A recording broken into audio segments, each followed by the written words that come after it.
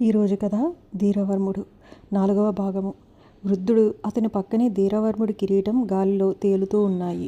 వీళ్ళిద్దరిపైన ఇంకో గజం ఎత్తులో మరో కిరీటం కూడా గాలిలో తేలుతూ ఉంది. అది వృద్ధుడి మేనకోడలిది. వృద్ధుడు ఎక్కడికి వెళ్ళినా ఆమె కూడా అదృశ్యంగా అతని వెంట వస్తూనే ఉంది. వృద్ధుడు ధీరవర్ముడిని కలుసుకున్నప్పటి నుంచి ఆమె ఆకాశంలో తేలుతూ వారి వెంట వస్తూనే ఉంది. ఈ సంగతి ధీరవర్ముడికి తెలియదు. మధ్యలో కిరీటంగా మాత్రమే కనిపిస్తున్న వృద్ధుడి మేనకోడలు వాళ్ళ దగ్గరికి వచ్చింది. ఆ కిరీటానికి రెక్కలు కూడా ఉండటం వల్ల ఆ రెక్కల చప్పుడు ధీరవర్ముడి చెవిన పడింది. ఏమిటి తాత, ఏదో రెక్కల చప్పుడవుతుంది అని అడిగాడు. అది ఉత్త చప్పుడు కాదు, నా మేనకోడలు ఒక ఆమె ఉంది. ఆమె కూడా నీలాగే ఒక మాయా కిరీటం ధరించి మొదట్నుంచి మనతో పాటు వస్తూ ఉంది. ఆమె కిరీటానికి రెక్కలు కూడా ఉన్నాయి. నువ్వు విన్నది ఆ రెక్కల చప్పుడే. ఆమె మనిద్దరిపైన ఉంది చూడు అని అన్నాడు.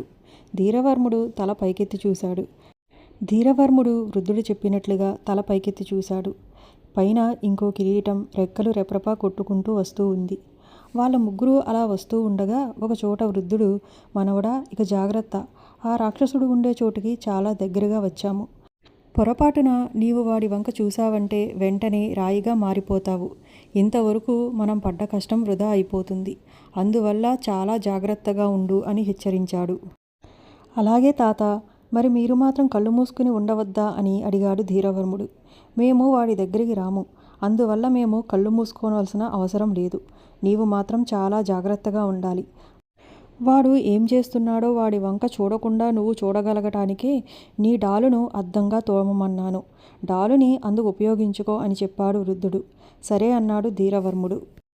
ఇప్పుడు వాళ్ళు ఒక సముద్రం పైన ఎగురుతూ ఉన్నారు. క్రింద సముద్రపు ఒడ్డుకు కొంత దూరంలో ఆ రాక్షసుడు గుర్రు పెట్టి నిద్రపోతుండటం వృద్ధుడికి కనిపించింది. వాడి తలల మీద ఉన్న పాములు బుసలు కొడుతున్న శబ్దం కూడా వినిపిస్తుంది. అదిగో అక్కడ సముద్రపు ఒడ్డున చూడు, నీవు చంపవలసింది వాడినే. కిరీటం కింద మాయమై ఉన్నావు కనుక నువ్వు ఎక్కడ ఉన్నది వాడు తెలుసుకోలేడు. కానీ వాడిని నువ్వు చూడగలవు. చూడగలను కదా అని వాడి వంక చూస్తావేమో. జాగ్రత్త, నీ డాలులోకి వాడి ప్రతిబింబం కనిపిస్తుంది కనుక డాలులో చూస్తూ ఉండు. నేను నీకు ఇదివరకు ఇచ్చిన కత్తితో వాడి తలను ఒక్కసారిగా నరుకు. ఆ తర్వాత ఆ తలని ఈ సంచిలో పెట్టి బిగించి తీసుకురా అని చెప్పి యక్షిని ఇచ్చిన మాయా సంచి ఇచ్చాడు వృద్ధుడు. ఇదేమిటి, ఈ సంచిని ఆకలి తీర్చుకునేందుకే కదా వాళ్ళు మనకిచ్చింది. దీనిలో ఆ రాక్షసుడి తల పెట్టడం ఏమిటి? అయినా అంత పెద్ద తలను ఈ చిన్న సంచిలో ఎలా పడుతుంది అని అడిగాడు ధీరవర్ముడు. అదంతా అనవసరం, నేను చెప్పినట్లు చెయ్యి. ఇంకా ఆలస్యం చేస్తే లాభం లేదు. వాడు నిద్రలేచాడంటే మళ్ళీ ఏడాది వరకు నిద్రపోడు. వెంటనే పో అని తొందర చేసి ధీరవర్ముణ్ణి తరిమాడు వృద్ధుడు.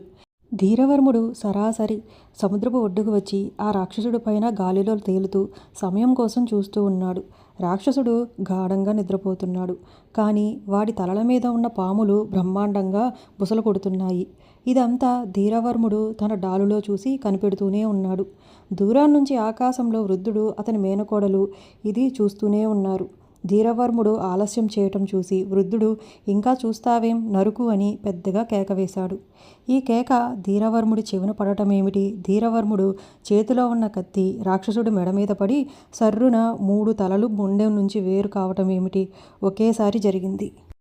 ఇంక ధీరవర్ముడు ఆ తలల్ని సంచిలో పెట్టడానికి మూతి విప్పి మూతిని వెడల్పుగా లాగాడు. లాగిన కొద్దీ సంచి మూతి పెద్దది అవుతూనే ఉంది. ఇకనేం రాక్షసుడి తలని దాంట్లో పెట్టి మళ్ళీ మూతి బిగించాడు. సంచిలో నుంచి రాక్షసుడి తలల మీద ఉన్న పాములు ఇంకా బుసలు కొడుతూనే ఉన్నాయి. మరికొంతసేపట్లో ధీరవర్ముడు సంచితో సహా వృద్ధుడు వాళ్ళు ఉన్న చోటుకి చేరుకున్నాడు. రాక్షసుడు తలల్ని నువ్వు నరికినా ఇంకో 6 నెలల దాకా ప్రాణం ఉంటుంది. అందుచేత సంచి మూతిని ఎలాంటి పరిస్థితుల్లో విప్పనేకూడదు అన్నాడు వృద్ధుడు. అలాగే వృద్ధుడు మామూలు రూపంతో, ధీరవర్ముడు కిరీటంతో, వృద్ధుడి మేనకోడలు రెక్కలు కిరీటంతోనూ గాలిలో తేలిపోతూ మరో 3 రోజులకల్లా దుష్టపాలుడి రాజ్యం చేరుకున్నారు. మేనల్లుడు తిరిగి ప్రాణంతో తన ఎదుటికి వస్తున్నాడని తెలిసేసరికి దుష్టపాలుడు తన చెవులను తానే నమ్మలేకపోయాడు. అయినా ఎంతో మెచ్చుకున్నవాడిలా వాళ్ళకి ఎదురు వచ్చి వృద్ధుడు వాళ్ళ వంక చూపుతూ వీళ్ళెవరు అని అడిగాడు. నీవు నాకు అప్పజెప్పిన పనిని జయప్రదంగా నెరవేర్చి తిరిగి నేను బ్రతికి నీ ఎదుటికి రాగలిగింది వీళ్ళ సహాయం వలనే. వీళ్ళు లేకపోతే నేను ఒక రాయిగా మారిపోయి ఉండేవాడిని. నేను చంపిన ఆ రాక్షసుడి తలలు ఇదిగో ఈ సంచిలో ఉన్నాయి. కానీ వాటి వంక చూడటానికి వీలులేదు అని చెప్పాడు ధీరవర్ముడు. చంపానన్నావు కదా, ఇక ఆ తలల్ని చూపరాదా? అంత ప్రమాదం ఏముంది అన్నాడు దుష్టపాలుడు. చాలా ప్రమాదం జరుగుతుంది. ఇంకో 6 నెలల వరకు ఆ తలలకి ప్రాణం ఉంటుంది. ప్రాణం ఉండగా వాటి వంక చూసిన వాళ్ళు ఉన్న పలంగా రాయిలైపోతారు. నీవంతగా చూడదలుచుకుంటే ఇంకో 6 నెలలు ఓపిక పట్టు అన్నాడు. దాని వంక చూస్తేనే రాయి అయిపోయేలాగైతే మరి నువ్వు ఆ రాక్షసుడిని ఎలా చంపావు అని అడిగాడు. నీదంతా చూడబోతే దొంగ వేషంలా ఉంది. ఏదైనా సరే ఆ తలలని చూడవలసిందే అని పట్టుబట్టారు మంత్రులు. దుష్టపాలుడు కూడా అవును, తలలని చూసి తీరవలసిందే, లేకపోతే మళ్ళీ వెళ్ళవలసిందే అన్నాడు. వృద్ధుడి మేనకోడలు కూడా రాజుకి ఎన్నో విధాలా చెప్పి చూశారు. ఎందుకు అనవసరంగా పట్టు కూర్చున్నారు? ఏ నిమిషాన ఆ తలల వంక మీరు చూస్తే ఆ నిమిషాన మీరందరూ ఒక్కసారిగా రాళ్ళైపోతారు అని ఎంతో నచ్చచెప్పారు. వీలు లేదన్నారు మంత్రులు. రాజు అంతే అన్నాడు. సరే, మీ కర్మ, మేము చెప్పవలసింది చెప్పాం, వినకపోతే మేమేం చేస్తామంటూ వృద్ధుడు మళ్ళీ ధీరవర్ముడి నెత్తిన తన మేనకోడలి నెత్తిన మాయా కిరీటాలు ఉంచాడు.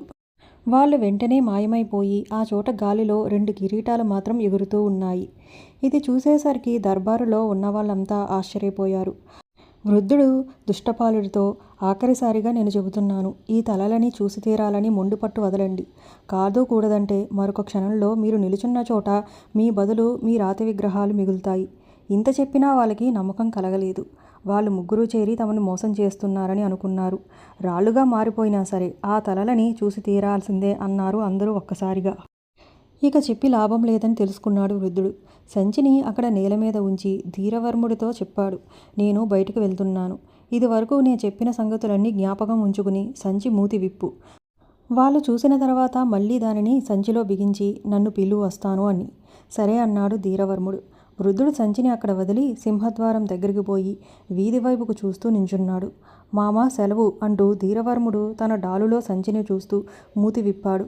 మూతి విప్పడంతోటే దాంట్లో నుంచి రాక్షసుడి తలలు ఎగిరి నేల మీద పడ్డాయి.